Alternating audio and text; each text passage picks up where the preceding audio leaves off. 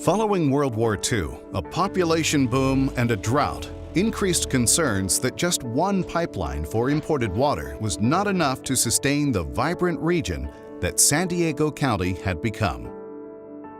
A vigorous lobbying effort by San Diego leaders convinced the Navy to build a second pipeline, and the Water Authority built 3 additional pipelines, each bigger than the last, over the next 2 decades. In just 35 years from its formation, the Water Authority came to supply 99% of the region's water. It also grew from 9 member agencies to 24 and constructed a distribution system capable of conveying 1 million acre-feet per year, 15 times the capacity of the first pipeline. The regional efforts meant that the Water Authority could deliver a seemingly endless supply of cheap imported water. The county's population and economy continued to swell through the 1970s and 80s, and so did the region's water use. But by the late 1980s, that old nemesis, drought, returned with a vengeance, forever altering the region's approach to water supply reliability. At the time, 95% of San Diego County's water supply came from a single supplier, the Los Angeles-based Metropolitan Water District of Southern California. In 1991, after 5 years of drought, MWD slashed water deliveries to the San Diego region by 31% and threatened to cut even more.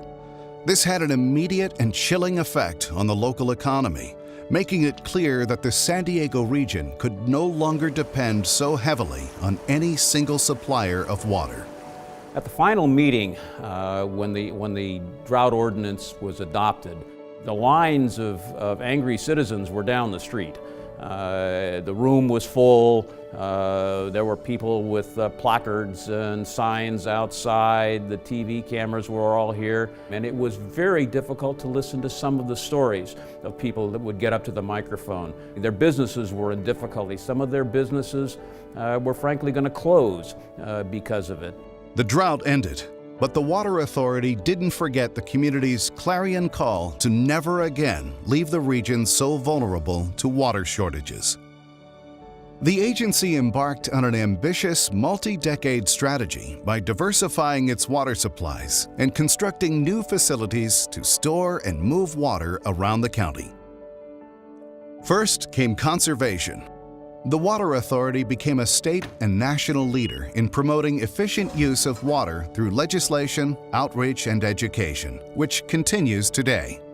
These efforts have driven down per capita water use 39%.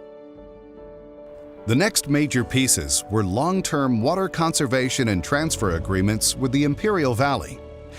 In 2003, the Water Authority agreed to help pay for conservation upgrades on farms and lining large sections of major irrigation canals in exchange for the conserved water. That was the basis of the transfer. The urban sector would take a very small portion of their water, pay a large price in relation to farm water, which then allowed the farmers and Imperial Irrigation to essentially recapitalize their system and get conservation. We found out that that kind of simple transfer gets complex very quickly. And we fought that for about 8 years with litigation and negotiations, and became a very large undertaking. And here we are today with a fairly significant portion of San Diego's water supply coming to us from that ag to urban transfer. Most recently, the Water Authority forged a public-private partnership to build the nation's largest, most energy-efficient, and environmentally sensitive seawater desalination plant. The Claude Bud Lewis Carlsbad Desalination Plant opened in December 2015. It was an historic moment. San Diego now receives approximately 50 million gallons a day of drinking water from the Pacific Ocean.